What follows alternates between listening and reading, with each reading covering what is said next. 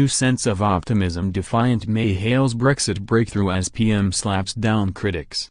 Facing MPs for the first time since winning the backing for the crucial second phase of EU departure negotiations, the Prime Minister is to say that her diplomatic achievement last Friday should dispel doubts about her ability to stay the course in the wrangle over the country's future, and will insist that Britain and the EU are now heading for a partnership which can deliver prosperity and security for all our people, for generations to come. Mrs. May is to make a common statement today following a hectic scramble last week to resolve a series of initial stumbling blocks in the Brexit negotiations, culminating in her early morning dash to Brussels to shake hands with European Commission President Jean-Claude Juncker on Friday. Their agreement is expected to be rubber-stamped by an EU Council summit in the Belgian capital at the end of this week, allowing trade talks to commence early in the new year. Mrs. May will point out that her accord with Mr. Juncker was achieved in the face of widespread skepticism. "I know that some doubted we would reach this stage," the Prime Minister is expected to tell MPs. "I have always been clear that this was never going to be an easy process. It has required give and take for the UK and the EU to move forwards together. And that is what we have done." She will point out how she had consistently stuck to the principles she set out in two key speeches, in London and in Florence, at crucial staging posts in the negotiation process. And looking forward to the next stage, she is expected to say, "Of course, nothing is agreed until everything is agreed. But there is, I believe, a new sense of optimism now in the talks, and I fully hope and expect that we will confirm the arrangements I have set out today in the European Council later this week.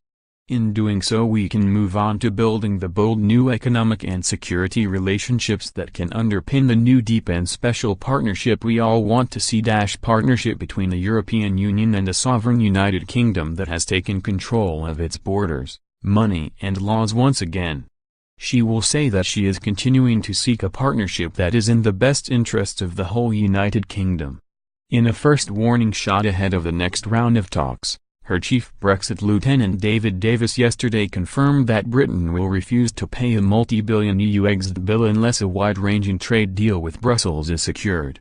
Mrs. May's accord with the Commission's President Jean-Claude Juncker included a payment of between £35 billion and £39 billion to cover Britain's outstanding financial obligations to Brussels. But Mr. Davis, the EU Exit Secretary, insisted the payment of the cash was conditional on an outcome. He said, "It is conditional on getting an implementation period, conditional on a trade outcome. No deal means that we won't be paying the money." His remarks, in an interview on the BBC One Andrew Marr show yesterday, were being seen last night as both as an opening salvo aimed at EU chief negotiator Michel Barnier and a swipe at Chancellor Philip Hammond, who last week claimed the cash would be handed over whatever the outcome of negotiations. Asked if Mr. Hammond had been wrong at a Commons Treasury Committee hearing last week to suggest it was inconceivable that the UK would not pay the cash, Mr. Davis said, "It has been made clear by Note N already. So that's not actually new." In yesterday's interview Mr. Davis also insisted the chances of Britain quitting the EU without a deal and having to trade with the bloc on the basis of World Trade Organization tariff rules had been dramatically cut. The odds, as it were, against a WTO, or no-deal outcome, have dropped dramatically, he said. And he sought to allay concerns among some Eurosceptic Tories about a commitment for full alignment of regulations between Britain and the EU after Brexit contained in the small print of the agreement with Mr. Juncker. "We'll meet the outcomes but not do it by just copying or doing what the European Union does," Mr. Davis said.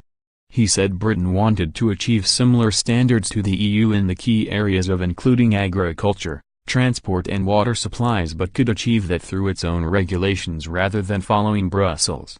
"There will be areas where we'll have similar outcomes. We'll have different methods to achieve them. That is going to be true of a lot of product areas, a lot of manufacturing and so on, and there will be areas where we want different outcomes and we'll use different methods," Mr. Davis said.